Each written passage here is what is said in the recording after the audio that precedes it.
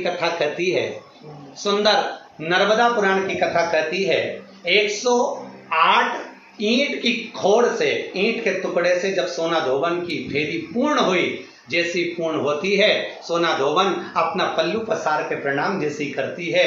People के वृक्ष पर जो सिंदूर लगा था, सोना धोबन ने जैसे अपनी मांग में भरा, वैसे उसका पति वापिस जीवित हो गया, वापिस जीवित हो गया। सोमती अमावस्या का फल ही यही है कि जिन वर कन्या का विवाह नहीं होता, जिन लड़का लड़की का विवाह नहीं होता, जिन पति पत्नी में आपसी में टकरार चल रहा हो, अदालत तक बात पहुंच गई हो, जिस घर में शांति नहीं रह रही हो, आपस में क्लेश बड़ा मचा हो, ऐसी हो गया मन में कि अब ये तनाव बहुत बढ़ गया है, संबंध टूट जाएगा, तो निवेदन है सोमती अमावस्या के दिन आप भी सोमती अमावस्या के दिन पीपल के वृक्ष के नीचे जाकर उस पीपल की पूजन कर कर उस पे कुंकु सिंदूर चंदन समर्पित कर कर कच्चे सूत से 7 परिक्रमा करिए। 7 बने तो 7, वैसे तो 108 लगाओगे तो आपके जीवन में सुखता आएगी। और ये वो सोमती अमावस्या पड़ रही है जिसको सोम पुष्प कहा जा रहा है, पुष्य नक्षत्र पड़ रहा है, और ऐसे श्रावण के अंतर्गत पड़ रही जिसमें 2 शनि प्रदोष है, जो स्वयं भगवान शंकर के लिए शुभ है। आप 108 फेरी लगाएं, चाहे दाने से लगाएं, चिरंजी से लगाएं, जिससे भी लगाएं, पीपल की पूजन करें, जल अर्चना करें। इतना निवेदन करता हूं कि आपके घर में अशांति नहीं हो सकती, परिवार में प्रेम जरूर बढ़ेगा। निवेदन है जिसके घर में क्लेश बहुत मचा हुआ है, या कोई पैसा खाकर चले गया, धन नहीं दे रहा, रुपया नहीं दे रहा, और बहुत मशक्कत कर लिए, हाथ जोड़ लिया, पांव पड़ लिया, रुपया नहीं दे रहा, तो काली तिल्ली को पानी में गला दीजिए और पानी में गलाकर उसको सुबह पीस लीजिए। सोमती अमावस्या के दिन सुबह पीस लो, पीस कर एक कटोरी में उसमें पीला चंदन मिला लीजिए, उसको लेकर जाइए। 1 लोटे में दूध और जल लेकर जाइए, 5 बेलपत्र लेकर जाइए, शंकर के मंदिर में पहुंचिए। शंकर जी के शिवलिंग को, वो जो तिल आपने पीसी है, उस तिल को आप मिक्सर में मत पीसना, हाथ से कूटिए, या कोई बेलन से या कोई वस्तु से उसको पीसिए, और पीस कर उसका उत्तन तैयार करिए, उसमें चंदन मिलाकर शंकर के शिवलिंग को समर्पित करिए, शंकर के शिवलिंग को लगाइए। केवल शिवलिंग को ही नहीं, भगवान शंकर की संपूर्ण जलाधारी पर, जहां शंकर भगवान की बेटी अशोक सुंदरी है, कार्तिकेय जी हैं, गणेश जी हैं, उस पूरे जलाधारी में जहां पार्वती मैया भी विराजमान है, पूरी जलाधारी को समर्पित करिए। समर्पित कर कर त्रिपुंड लगाइए, अपनी 3 उंगलियां उसी चंदन पर फेर दीजिए, फेर कर अपनी कामना कर कर बेलपत्र चढ़ा दीजिए। 5 या 7 बेलपत्र आपके भाव से आप शिव को समर्पित कर दीजिए।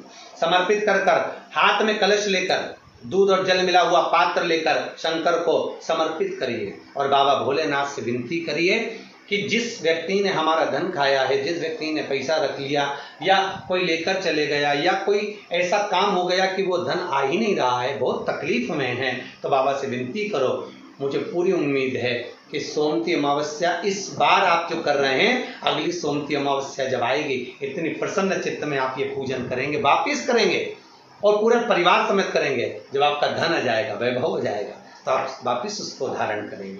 फिर नहीं, और लिख के रखना, अगली सोमती को फिर करना, जब सोमती अमावस्या पड़े फिर उसको करिएगा, आपको फल अधिक मिलेगा। मेरा निवेदन, जिन कन्या और वर के विवाह नहीं हो रहे, वो सोमती अमावस्या के दिन जाकर बाबा पीपल के पेड़ की फेरी अवश्य दें। 108 नहीं बने 7 अवश्य दें। पूजन कर कर, दिया लगाकर, घी का दीप प्रज्वलित कर कर बड़े आनंद में पीपल देव का पूजन करें। और निवेदन, जिस व्यक्ति को रोग बहुत हो, चाहे शुगर हो, बीपी हो, या घुटने में दर्द हो, कमर में दर्द हो, या बहुत कष्ट का जीवन निकल रहा हो, यहाँ तक कैंसर जैसी भी बीमारी यदि आपको है, तो ये सोम पुष्प को छोड़ना मत ही। श्रावण के महीने में पड़ने वाली सोमती अमावस्या को मत छोड़ना। निवेदन है, आप एक पात्र जल जिसमें पीला चंदन, पात्र के जल में एक कलश में जल लीजिएगा, उसमें पीला चंदन घोल लीजिए।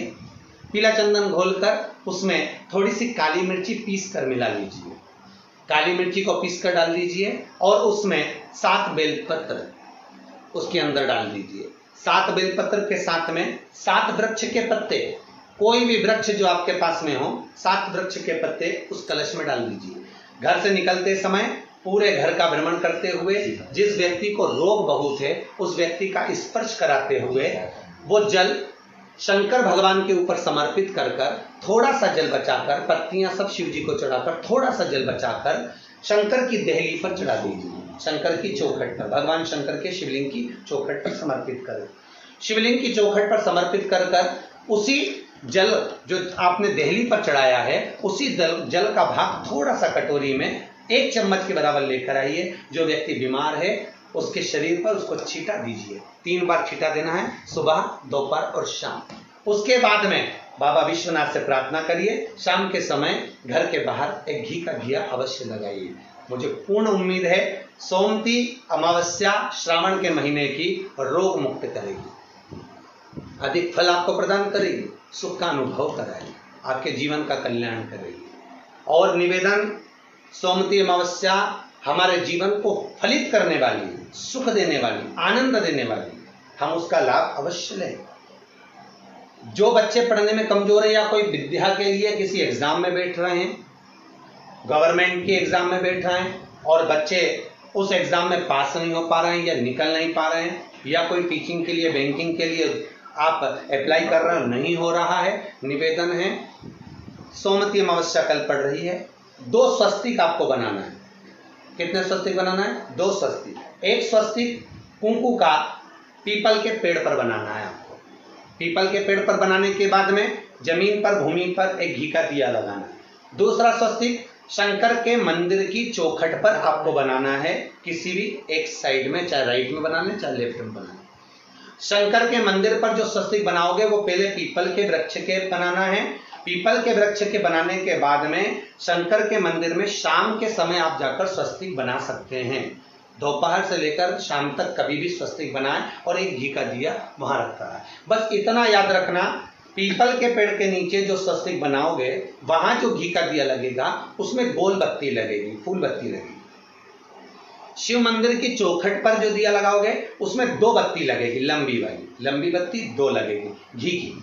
वो बत्ती आपको शंकर के मंदिर पे दिया कहाँ रखना है? जहां स्वस्तिक बनाओगे उसी के ऊपर 2 बत्ती का दिया लगाओगे। उस समय पर दिए का जो बत्ती है उसका मुख अपनी ओर होना चाहिए और भगवान शंकर की चौखट पर प्रणाम कर कर, निवेदन कर कर, नमन कर कर आप आइए। आपके जीवन में सफलता प्राप्त होगी। आप जिस चीज की कोचिंग कर रहे हो, जिस चीज में उतरना चाहते हो, आपको वह फल प्राप्त होगा।